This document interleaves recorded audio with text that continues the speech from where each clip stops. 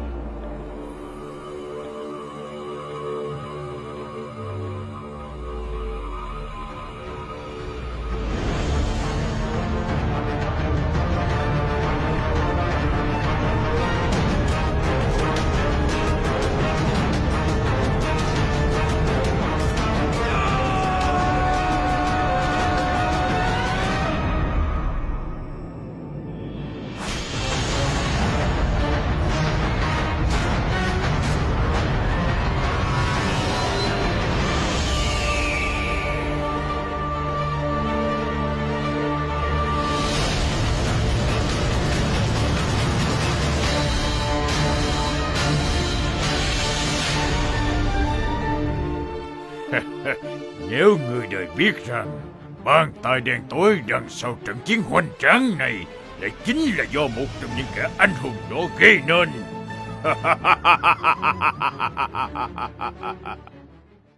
Anh hùng xạ điêu Gabuta, võ lâm ngũ bá, càn phá giang hồ.